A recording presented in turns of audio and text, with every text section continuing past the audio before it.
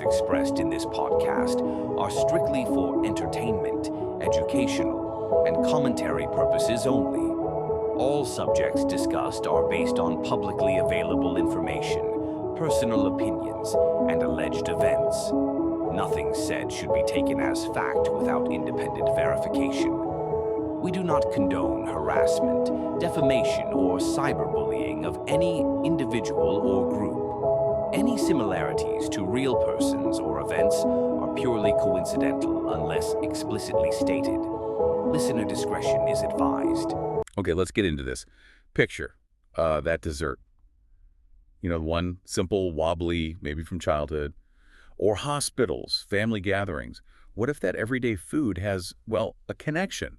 A really surprising, maybe even unsettling one, according to some sources we've looked at. It's a really intriguing idea these sources are exploring. How things that seem completely innocent, you know, sounds, symbols, how they can be read through this lens of like ancient folklore, mythology even. Yeah. So we're doing a deep dive into materials suggesting a link between Jell-O the dessert and an ancient Greek demon. Right, and these sources, they're not saying it's just like a funny coincidence. The theory is built around a specific entity. So tell us about Jell-O. What do the sources say she was? Okay, so Jell-O, according to the ancient texts these sources cite, she was this female demon.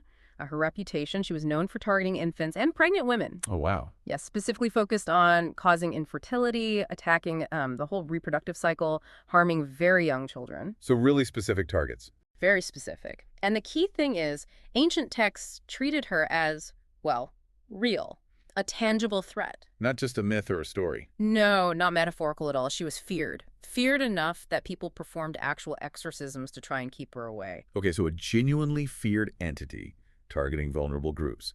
Now, let's jump forward, a long way forward. Jell-O, it gets trademarked, what, 1897? 1897, that's right. And the immediate thing you notice, or that the sources point out, is the sound, Jell-O, Jell-O. It's really close, isn't it? Phonetically. Very close. And that's exactly where this theory really kicks in, according to these sources. It argues this isn't just random chance. It could be seen as a kind of name spellcasting. Name spellcasting, how does that work? The idea is by repeatedly exposing people to the name even slightly changed, in a context like a dessert, something seemingly harmless, it could desensitize people.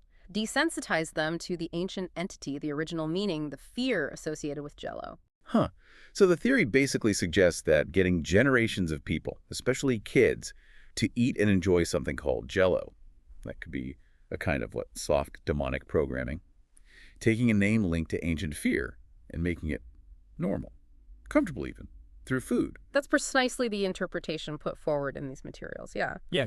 And what makes the theory particularly compelling for those who study it is the overlap. The overlap in who consumes Jell-O now. Think about it. Who often gets given Jell-O? Okay. Kids, definitely. No. People in hospitals. Women, maybe after having a baby. Exactly. Children, women especially pregnant or postpartum, and people in hospital settings, people who are often in vulnerable states. Wait a second. Those are the same groups.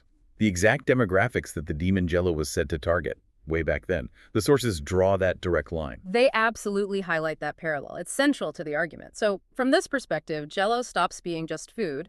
The theory labels it potentially as food as ritual. Food is ritual. Yeah, like a cultural sigil. It gives you that surface comfort, that sweetness, right? But the sources suggest underneath, it's embedding a kind of spiritual complacency, making you comfortable with a name, a sound you maybe shouldn't be. And then you bring in the corporate angle. Jell-O, owned by Kraft, this huge company, mass-produced, mass-marketed. How does that fit in?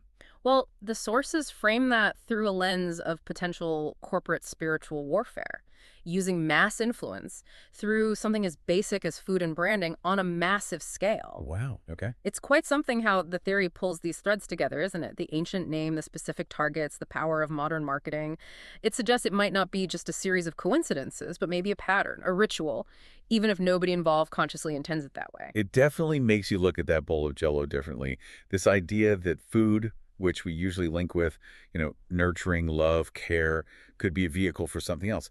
The sweetness isn't the point, it's the distraction. As one source actually puts it, the curse is in the wobble. It definitely raises a big question, which these sources want you to consider.